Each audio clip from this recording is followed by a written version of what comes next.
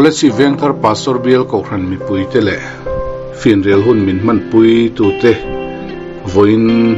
zun ni kumsang ni som ni le pakhat nilai ni hian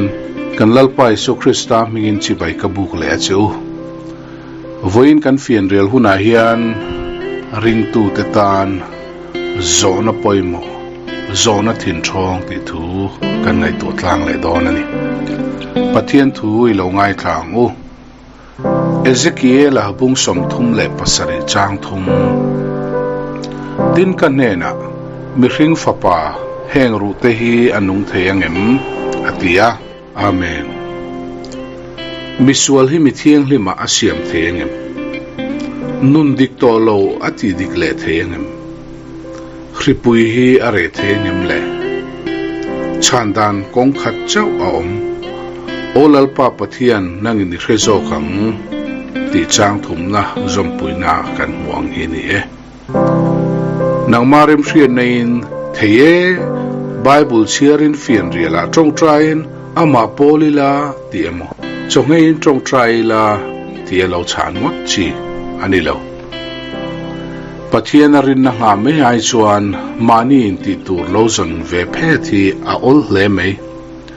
chuwangin mi taksa chena sa mi phili boite hi tharau pol tharna donge mukan ti tlatri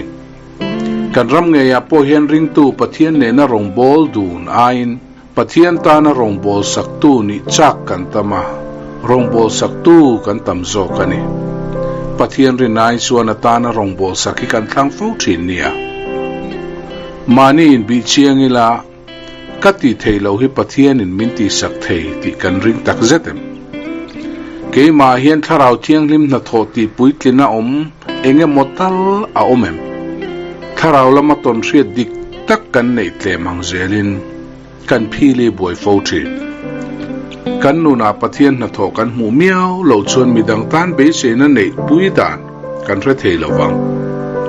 pathian changna le athil ti theina ke ma chian phot chuan midang tan po be se na kan siam sak the nge yang Ezekiel abung som le pathum vek chang som pania chuan ngai ro in thlan te ka honga nga o ka mi te u ti kan muzuya helai omzia kan han soi du achu ama tel lova ini na dik tak mu tir che du chuan pathian ina mu tirang senga idin muni khethe nge yang chen te u pathian tharawin nang ma na tho tak azet chuan I thin lunga hritirang se chuta chuan pathian khongai na tel lowa idin mun I hrianga a khongai na tel lo chuan nang ma tuka misual anom lo ti I hungeya pathian in ka thana honga rombung sari chang som le pariata asoyangin keima kati sa thil thare om lo ti ka hria ti kan mu tu chuni mehring fapa heng ru te hi anung le thei ngem ti zona chan na hi avachiang em unaw te o pathian thu ni pathian tel lo nun hian omzia ane mol silo pathian in thu malsawm rawh se amen